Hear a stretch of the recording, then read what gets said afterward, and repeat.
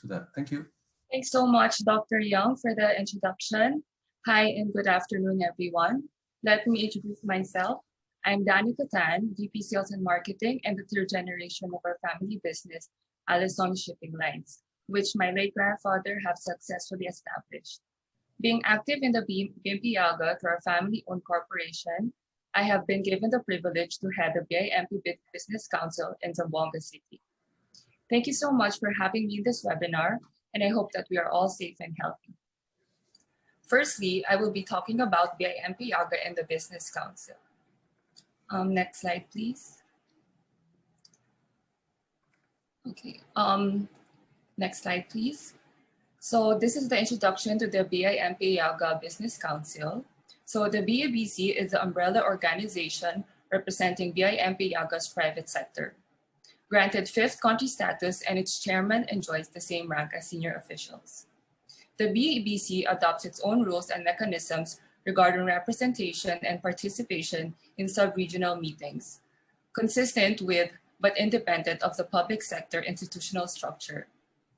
The official representations of BABC comprises of 3 board members from each member countries, and 1 member of the board is appointed as BABC chairman on a 3-year rotation basis. Malaysia will assume the post again in 2024. Next slide, please.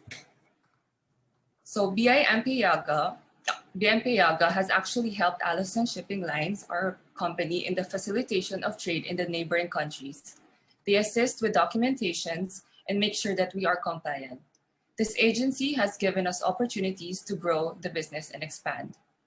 The BIMP-EAGA has not only helped us in the facilitation of trade with our neighboring countries, but has further promoted good governance among different government agencies in the private sector in ensuring a great sea connectivity regardless of culture or religion. Next slide, please. As you can see, this is the BABC regional chairman and organization chart. So next slide, please. So I'll be moving on to the history of our company, Aleson Shipping Lines, and the efforts done to survive this pandemic. For those of you unfamiliar with our company, Aleson, I will firstly be sharing with you our company background 44 years ago, or back in 1976. Aleson Shipping Lines was formed and started with a single vessel named MV Estrella del Mar, or translated in English as Star of the Sea, which was capable of transporting passengers and cargoes between the ports of Zamboanga City and Isabela City. 2 years later, we acquired its second vessel, the MV Aleson, which was a purely cargo vessel that was deployed in the domestic tramping operations. During the 1990s, Aleson shifted its concentration to the RoRo passenger sector as more RoRo ramps were being put up by the government to the Philippine Ports Authority. Additional vessels were added to cater to more passengers and cargo movements. Our main port of call is Zamboanga City in Mindanao, but some of our passenger ferries are actively in service for Jolo, Basilan, Tawi-Tawi, and other more provinces. As 1994 dawned, then President Fidel V. Ramos spearheaded economic and trade relations with the country's closest neighbors, namely Brunei, Indonesia, and Malaysia. Thus, the birth of the BIMP East Asia Growth Area, or what we call BIMP-EAGA. Only Aleson Shipping Lines answered and came forward to venture into this uncharted route between Zamboanga and Sandakan Port in the Malaysian state of Sabah. Aleson's MV Danica Joy 1 was the pioneer vessel that sailed in this route. Her sail made the start of all BIMP-EAGA route in the Philippines, and the rest was history. The BIMP-EAGA has not only helped us in the facilitation of trade with our neighboring countries, but has further promoted good governance among different government agencies and the private sector in ensuring a great sea connectivity regardless of culture or religion, as I mentioned earlier. In 1999, the company expanded into containerized cargoes.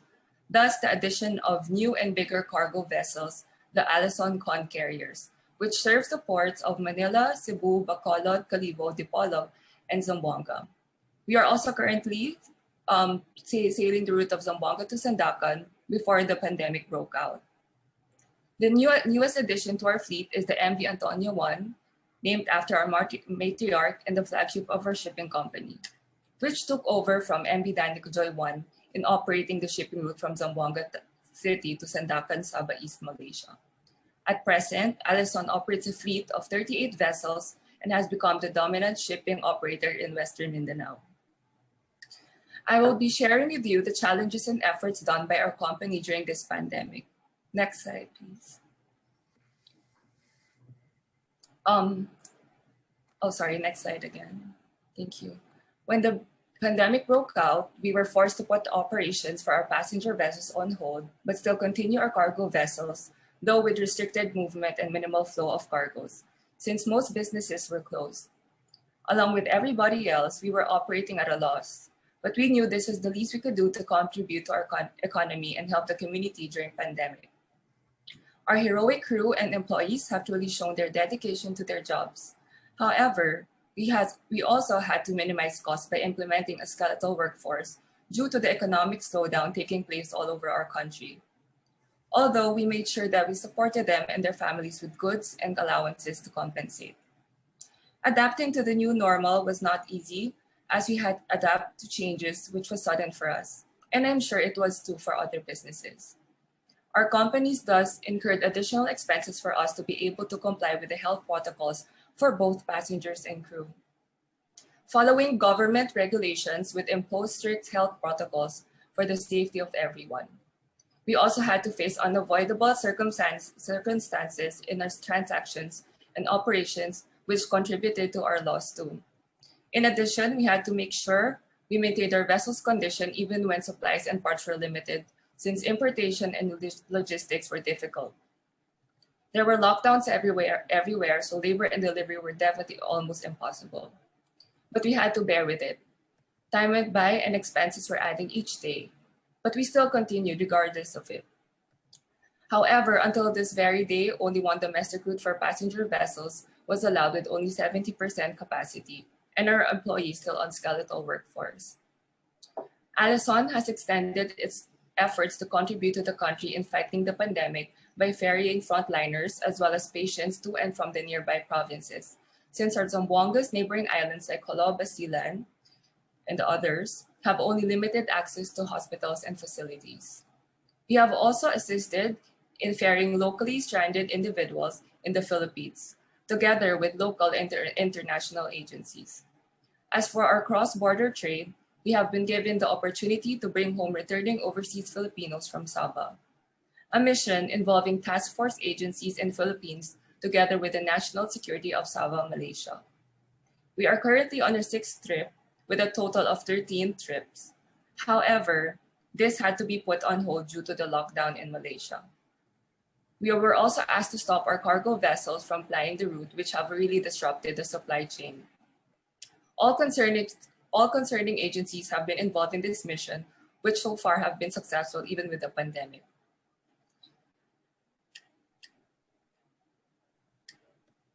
Some of our cargo vessels, though, in the Philippines have continuously been transporting essential goods, although with minimum or lesser freight, since we do understand the challenges all the business owners have been facing. Cargo movement was slow due to the limited workforce, and we had to deploy Aurora vessels without any passengers and only several cargo loads for medical and relief goods.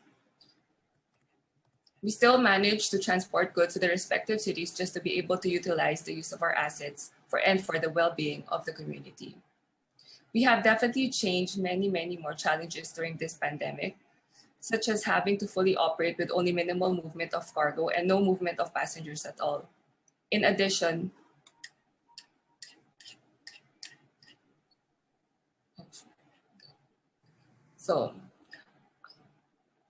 another challenge that we are currently facing in Zamboanga City is the shortage of Malaysian goods as well as in neighboring islands due to the temporary ban of NCS, or what you call non-conventional ship vessels. A few weeks ago, we have faced the challenge of being asked to stop our NC-class vessel from sailing due to the increasing COVID case. Our cargo vessel caters to our traders from Zamboanga and Sandakan, Malaysia. Zamboanga has relied much on Malaysian products, and this has badly affected the business owners in the city. Our company have come up with some strategies such as identifying pocket of growth. We found commodities and products that are least affected by the pandemic. Some examples of these types of products include pharmaceuticals and essential goods. This strengthens and attains full load capacities. We also found it important to invest in digital capabilities where we have to digitalize our entire system, which is also very costly and time-consuming as employees will also have to adapt to the new system, taking into the consideration that our employees also work from home.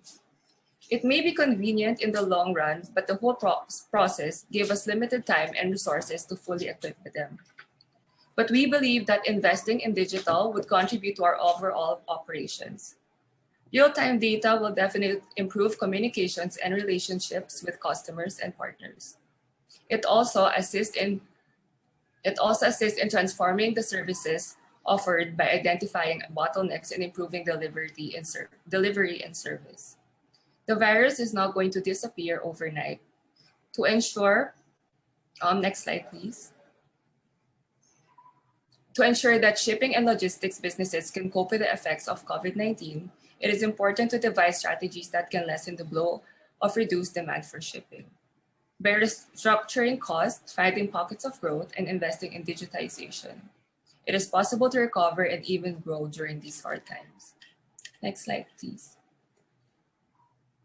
As for BABC, though we had to postpone our usual meetings, we were able to conduct our online meetings through Zoom. We have accomplished several projects and partnerships for BIMP-EAGA, such as new proposed routes and improve the quality of living amidst the pandemic.